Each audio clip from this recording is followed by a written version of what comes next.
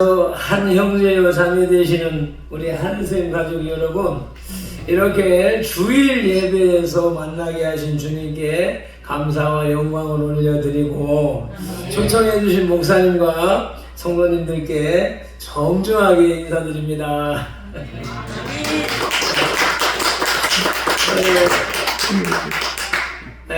제가 권면해 드릴 말씀은 한샘 교회에 주님의 품 안에 꼭 붙어 있으세요. 아멘. 여러분 서로 권면해 주시기 바랍니다. 한샘 교회에 주님 안에 꼭 붙어 있으세요.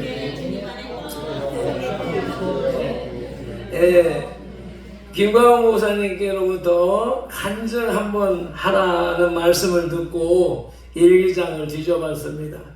조금 전에 제가 준비한 내용을 목사님이 다 말씀하셨습니다.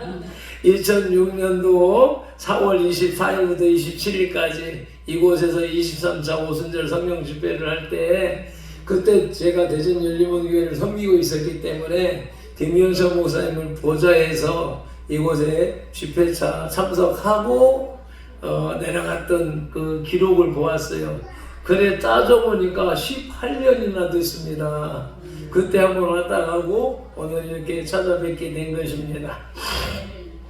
제가 김영선 목사님께로부터 있으면서 8년 8개월을 훈련 받았습니다.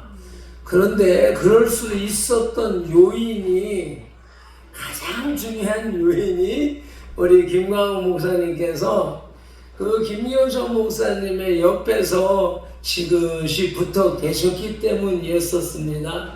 여러 가지 문제들도 있고 말들도 있고 사건들도 다 있었지만 김광호 목사님께서 그곳을 지키고 계셨기 때문에 저도 역시 마찬가지로 그곳에서 훈련을 받을 수 있었던 것이었습니다. 그리고 때가 되어서 제가 이제 부산이 생활터전이니까 내려가서 5년에 걸쳐서 진리총회 진리신학교에서 신학을 마무리하고 목사 안수를 받고, 그리고 이제 교회를 개척했습니다. 그리고서 열심히 이제 삶의 생활에 사역에 몰두하고 있는데, 이제 어느 날 오래간만에 목사님께서 설교 영상을 보내주신 거예요. 그런데 그 영상을 틀어서 이렇게 보는데 머리가 번쩍 빛나는 거예요. 내 눈에 목사님의 머리카락이 거진 다 빠져서 속에 두피가 번쩍번쩍 빛나는 모습이 내 눈에 들어온 거예요. 그래서 마침 제가 섬기고 있는 단체가 유엔아의 협동조합인데, 여기에서 개발한 제품이 샴푸가 좋은 게 있어서 그 다음날 바로 택배로 보내드렸습니다.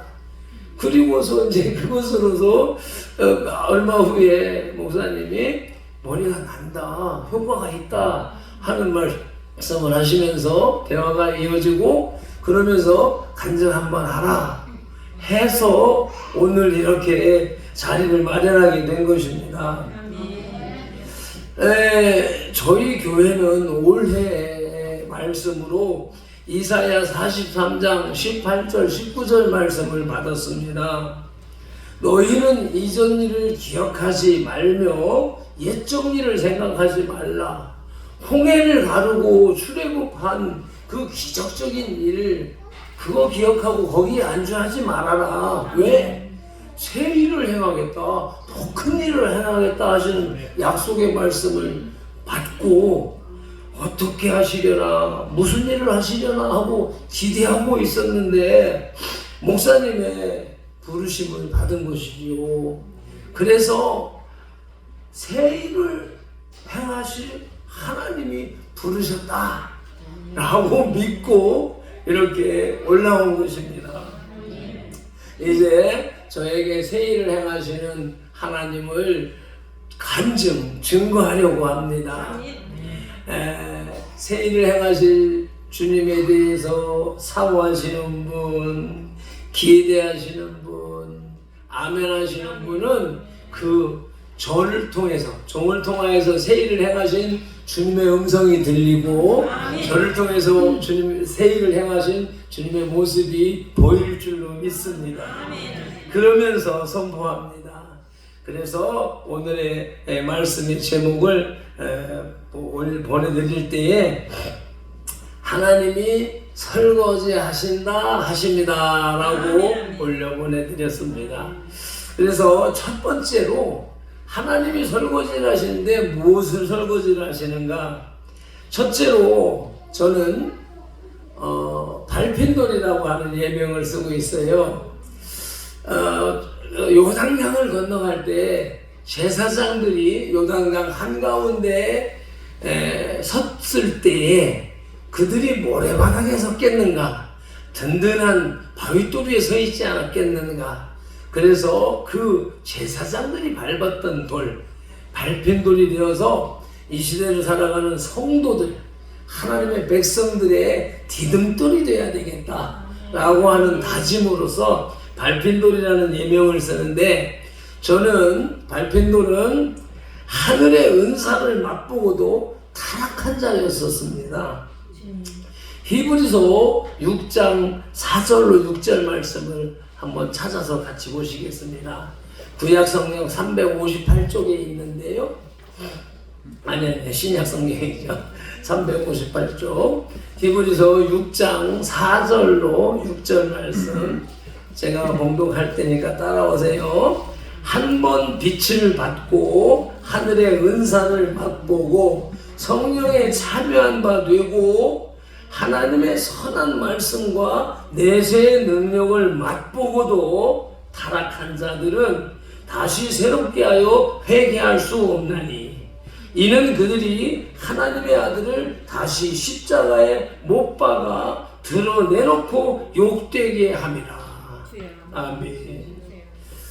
저는 과거 82년과 83년에 3학기에 걸쳐서 신학을 하던 중에 당연히 닥쳐오는 시련과 환난을 이기지 못하고 주저앉았더랬습니다.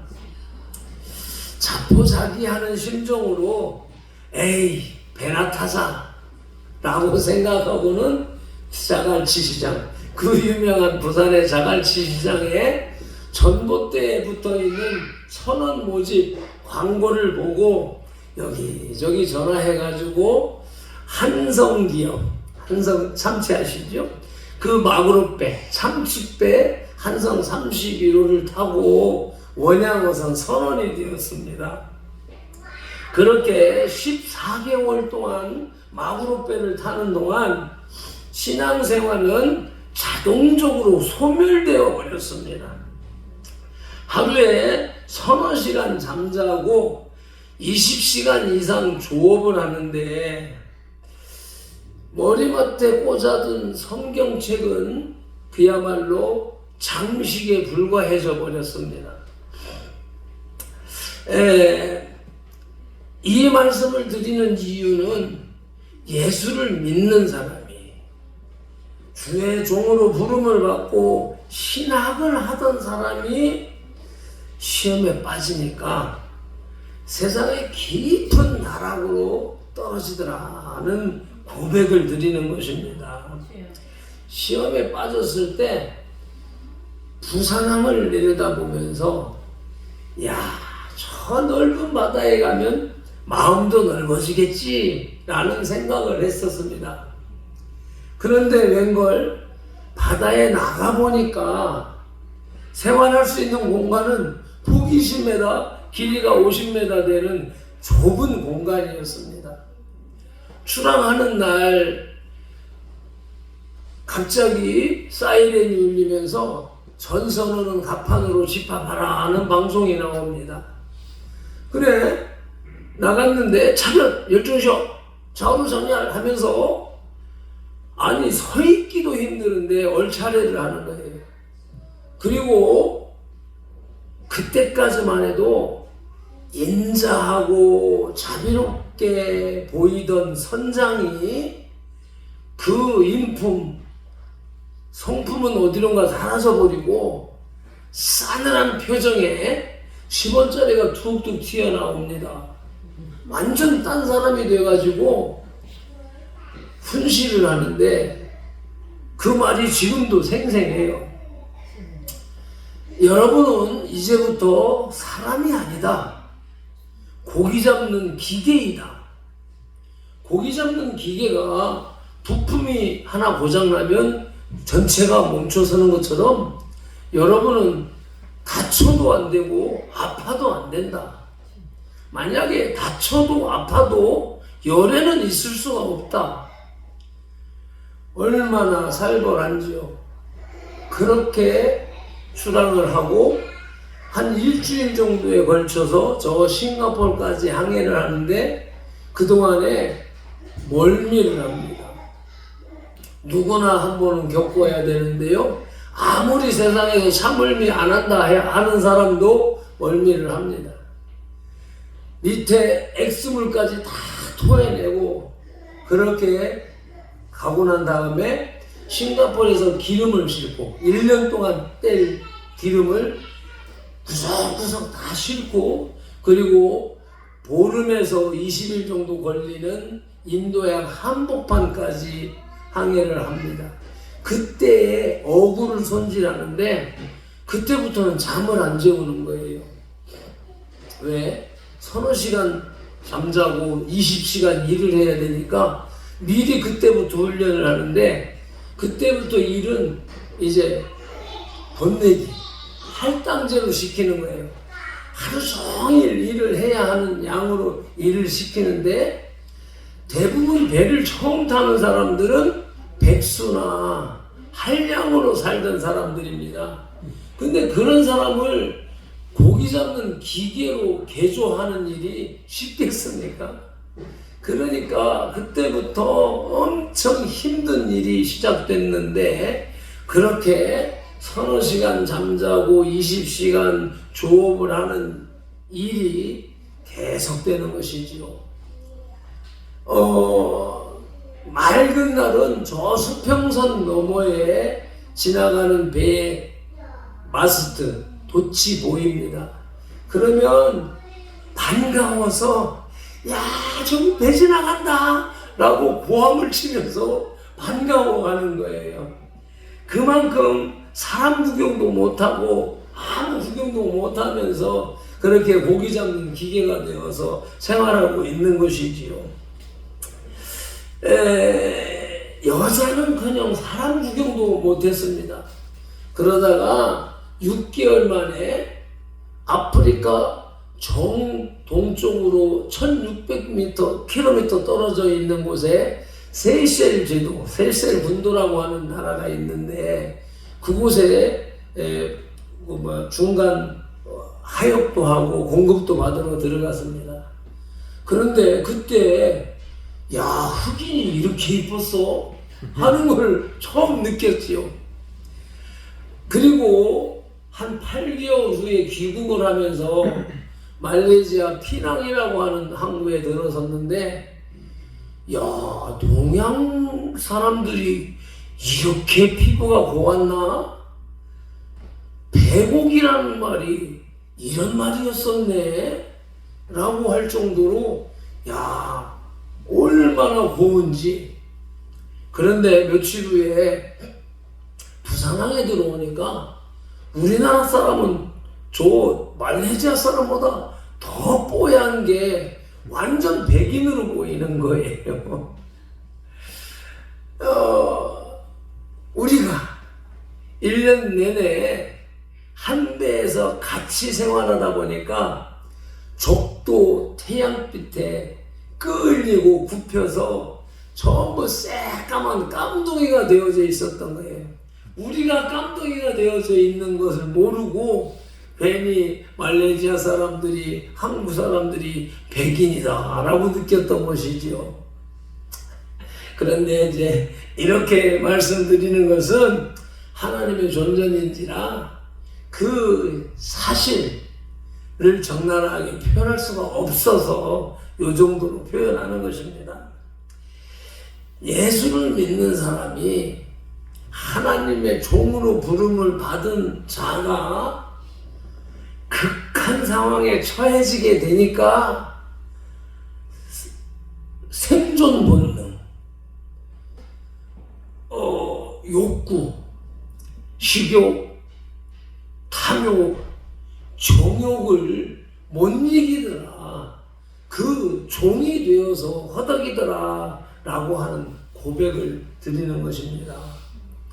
그래서 이 말을 하면서 혹시 아이고 나는 안 그래, 나는 지금도 조절 잘하고 있어 라고 생각하는 분이 계시다면 그런 극한 상황에 안 빠진 것에 대해서 감사하시기 바랍니다. 그리고 절대로 그런 상황에 들어가지 않도록 기도하시길 축복합니다. 그러면서 제가 그 항구 도시의 한켠에는 홍등이 켜집니다. 목포는 항구다, 용도사나 용도사나, 이런 노래들은 우리 믿는 사람들이 찬송을 부르는 것과 같이 거꾸로 불신자들의 사탄 찬송입니다. 근데 그들은 그렇게 생각하지 않지요. 아니라고 거부하지요. 그런데 술이 한 잔, 두 잔 들어가고 사탄 찬송을 한 곡, 두 곡 부르다 보면 혀가 꼬부라집니다. 정신이 나가버립니다. 다음날 정신 차리고 보면 몸 털려 있고 정신 털려 있고 주머니 털려 있습니다. 아유, 절대 술 먹지 말아야지. 아무리 작정을 하고 다짐을 해도 그 다음날 저녁 되면 또 그 짓을 하고 있는 것이 그 세계입니다. 그래서 그것은 사탄 찬송이라고 하는 것이지요. 아무튼 26, 7살 한참 때에 뒷주머니에 기백만 원씩 꽂고 다니면서 남포동 광복동에 이름난 술집을 안방 드나들듯이 드나들었습니다. 여기서 다시 히브리서 6장 4절로 6절 말씀을 다시 한번 봉독해 보시겠습니다. 한번 빛을 받고 하늘의 은사를 맛보고 성령의 참여받고 하나님의 선한 말씀과 내세의 능력을 맛보고도 타락한 자들은 다시 새롭게 하여 회개할 수 없나니, 이는 그들이 하나님의 아들을 다시 십자가에 못 박아 드러내놓고 욕되게 함이라. 아멘. 예수님을 알기 전보다 더, 신학을 하기 전보다 더 악하고 추하고 더러운 죄를 범하는 죄 모습을 경험했던 것입니다. 이 고백을 듣는 여러분들은 절대로 세상길로, 헛된 길로 단 한 걸음도 빠지지 마시기를 주님의 이름으로 축원합니다. 여기서 장면을 바꿔가지고 우상 앞에 드려진 인생은 기업은 설거지 대상이라 하십니다. 96년도에 노총각으로서 중견 간판 기업을 인수했습니다. 제가 간판업을 시작할 때에는 동네에 있는 구멍가게에 간판집을 생각하지 않았습니다. 골목골목 있는 간판집들은 영업이나 하세요. 주문이나 받으세요. 그러면 내가 우리 회사가 디자인에서부터 설계, 시공까지 다 해주겠습니다 라고 하는 그런 강판 공장을 꿈꾸면서 시작을 했던 것입니다. 그리고 지금 20여 년 세월이 흐른 지금에 보니까 지금은 생태계가 그렇게 전환되어져 있습니다. 그래서 그렇게 사업을 이어나가고 재미있게 나가고 있었는데 97년 7월 달에 더운 여름에 결혼을 했습니다. 근데 12월 달에 IMF가 온 것이지요. IMF가 오니까 동료들이 일이 없어요. 전부 우리 회사, 우리 공장으로 출근하는 거예요. 놀러 오는 거지요. 그리고서는 고스톱 치고 카드놀이 하고 그러면 점심 내기 하면서 소일을 하는 겁니다. 그러다가 내게 일이 있어서 일 한 건 할라 치면 다들 놀고 있다가 내가 일을 하니까 너나 할 거 없이 와서 손을 대는 거예요. 거들어주는 거예요. 그럼 나 혼자 일을 하고 나 혼자 먹어도 모자랄 판인데 다 같이 나누는 것이죠. 그렇게 2년을 IMF 기간을 지났습니다. 그리고 때가 돼서 자기들은 일감이 생겼다고 돈 벌러 간다고 가는데 그때부터 저는 거래처가 끊어지는 거예요. 받아서 돌려 쓴 어음이 부도나는 거예요. 아니 체면이 있고 아는 안면에 돈은 갚아주기는 갚아줘야 되고 나는 받을 수가 없고 이래서 점점 어려움이 닥쳐오니까 그 당시에는 아침 저녁으로 뉴스가 어느 기업에 누가 자살했다 어느 기업에 누가 자살했다 하는 것이 도배할 때였습니다. 그러니까 나도 그래야 되나? 사업이 잘 될 때도 있고 안 될 때도 있는데 버텨볼까? 아니야. 버티다가 빚이 눈덩이처럼 불어나서 누구처럼 나도 자살 하면서 고민하는데 수요일 예배 시간에 금식해야지 하는 마음이 오는 거예요. 그래서 그 다음 날 목요일 날 아침에 1시간 반 거리에 있는 감림산 기도원에 갔습니다. 막 가서 자리를 펴니까 설교가 시작되는데 지금은 말씀도 내용도 다 잊어버렸어요. 근데 하시는 말씀이 다른 말씀을 준비했는데 성령님이 바꾸신다라고 하면서 설교를 하시는 내용이 전부 다 날 두고 하시는 말씀인 거예요. 그래서 설교 마치고 통성으로 기도합니다 라고 주여 삼창을 하는데 무릎 꿇고 엎드리면 잠들어 버리는 거예요. 그래서 예배 시간 됐다고 또 깨워서 예배 드리고 기도 시간에 잠들어 버리고 목요일 낮 예배 드리고 잠자고 저녁 예배 드리고 잠자고 금요일 새벽 예배 드리고 잠자고 낮 예배 드리고 잠자고 저녁 예배 드리고 잠자고 잠자면서 아니 죽느냐 사느냐 문제를 가지고 하나님 앞에 기도하러 왔는데 왜 잠만 자고 있어? 그런 생각을 하면서 잠들어 버리는 거예요. 마지막 토요일 날 새벽 예배를 딱 마치고 나니까 정신이 싹 살아나는 거예요. 그래서 이제 산기도 가야 되겠다 라고 딱 나서니까 밖에 보슬비가 살살살 내리고 있는 거예요.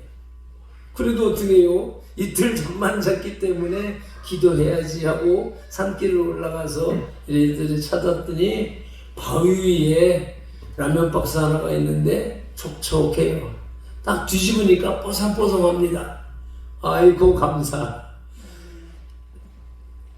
사람들 없으니까 신경 안 거슬려서 기도할 수 있는 분위기 되니까 감사. 또 좋은 자리에 박스 자리까지 있으니까 감사. 그래서 자동적으로 감사 찬송이 나오는 거예요.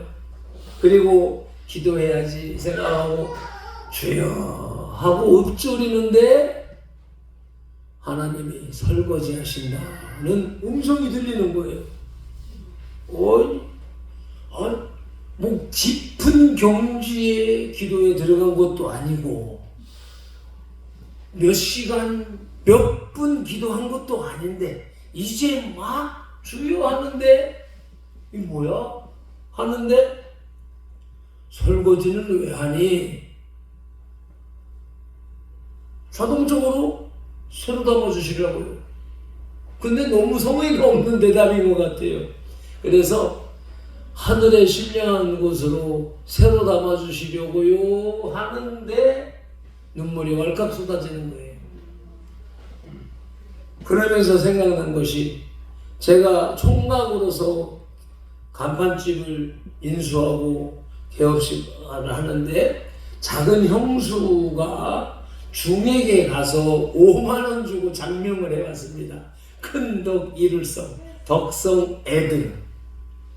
그리고 개업식 하는 날 돼지머리 고사상 차려놓고 작은 형이 경찰이니까 수십 명의 경찰들이 와가지고 온 동네가 떠나갈 듯이 거나하게 우상 앞에 드려진 기업을 거기에 하나님이 복을 주시겠나 하는 반문과 함께 하나님은 더러운 그릇에 절대로 복을 주시지 않는다 하는 결론을 주시는 거예요. 아니 그러니까 문제를 가지고 갔는데 하나님의 음성을 세 마디를 들었어요. 하나님이 설거지 하신다. 왜 설거지하니? 하나님은 더러운 그릇에 절대 복을 주시지 않는다. 답이 딱 나오니까 자리를 툴툴 털고 일어나서 성전에 내려가서 집사람한테 빨리 챙기세요. 망하러 갑시다. 라고 내려가서 했습니다. 경쾌하게 말했습니다. 그때까지만 해도 내 생각 속에, 사상 속에 망한다, 망자조차도 생각도 말도 못하던 때였습니다. 그런데 설거지 하신다 하니까 새로 담아주신다는 그 약속이 말씀이 되니까 빨리 망하러 가야지, 빨리 설거지 해야지 라고 하면서 내려와서 그 주일에 일주일 만에 그 사업을 싹 정리하고 넘어갔습니다. 그것이 제가 간판업을 정리하고 세상을 정리하고 하나님 앞으로 돌아서는 계기가 되었던 것입니다. 그리고 이제 그때부터 이제 오늘 말씀 이사야 55장 6절 7절 말씀이 제 삶의 지표가 되었던 것입니다. 다시 한번 봉독하시겠습니다. 너희는 여호와를 만날 만할 때에 찾으라. 가까이 계실 때에 그를 부르라. 악인은 그의 길을, 불의한 자는 그의 생각을 버리고 여호와께로 돌아와라. 그리하면 그가 긍휼히 여기시리라. 우리 하나님께로 돌아오라. 그가 너그럽게 용서하시리라. 아멘. 그래서 그렇게 1년을 회개하거나 설거지하거나 하면은 회복하시려나 했는데 1년 지나고 나니까 더 낮아져 있습니다. 더 어려워졌습니다. 또 2년 지나고 나면 나으려나 했는데 더 낮아져 있습니다. 3년, 4년 갈수록 더 어려워지고 더 힘들어지고 그럴 때에 담임 목사님이 대전 열린문교회에 금식을 하러 가셨었고 30일 금식을 마쳤다 라고 해서 목사님을 모시러 갔습니다. 목요일날 그 목사님들 전부 모이셔서 사역하시는 그날인데, 그날 김경철 목사님이 처음 보는 저를 향하여서 눈을 부릅뜨고 손가락으로 내 눈을 향하여서 딱 가리키면서 언제까지 고집 부릴 거야?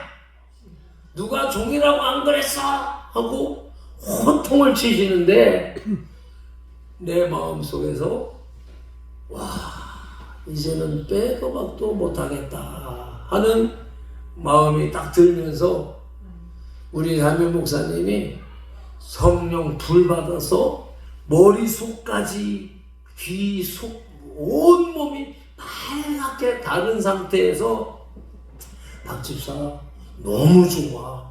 박 집사도 여기 와서 금식 한번 해. 아니 또 이 말씀이 또 하나님 음성으로 들리는 거예요.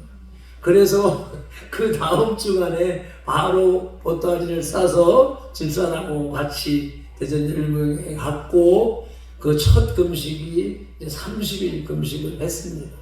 그렇게 해서 2년이 돼가지고 대전 열린문교회에서 8년 8개월 동안 이제 이렇게 회개했지요. 설거지했지요. 그리고서는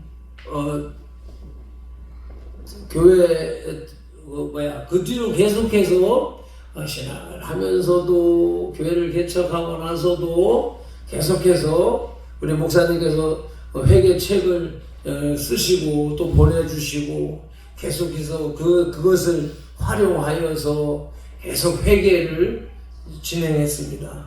설거지를 한 것이죠. 그렇게 해서 20년을 설거지를 했습니다. 그러니까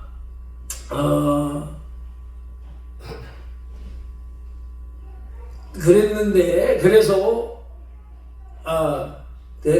진리총회 진리신학교에서 목사 안수를 받고 그 섬기는 교회의 부목사로 주보에 등재되고 사역을 하는데, 부흥사이다 보니까 교회가 20명 내에서 오르락 내리락 더 부흥도 안 하고 그 수준에 머물러 있는 거예요. 그러다 보니까 부목사라고 해봐야 일도 없고 사례도 없습니다. 사례가 없으니까 목사님이 자꾸 이제 나에 대해 걱정을 하셔가지고 어느 집사가 운영하는 어느 회사에 가서 좀 거들어주고 도와주고 좀 사례를 좀 받으라라고 자꾸 직업을 소개해 주는 거예요. 그래, 목사님이 부담스러워 하는구나. 그러면 빨리 개척 독립하는 길밖에 없겠다라고 하는 생각을 하면서 옛날에 같이 동업을 하던 사람을 찾아가서 1년 동안 노동을 했습니다. 개척 자금 마련 노동 개마노 이렇게 해가지고, 근데 그때 우리 동업하던 선배가 대우조선소, 현대조선소, 삼성조선소에 우리나라 뻘크선, 네덜란드 뻘크선을 수주받아서 우리나라에서 5척, 뭐 10몇 척을 건조하던 그런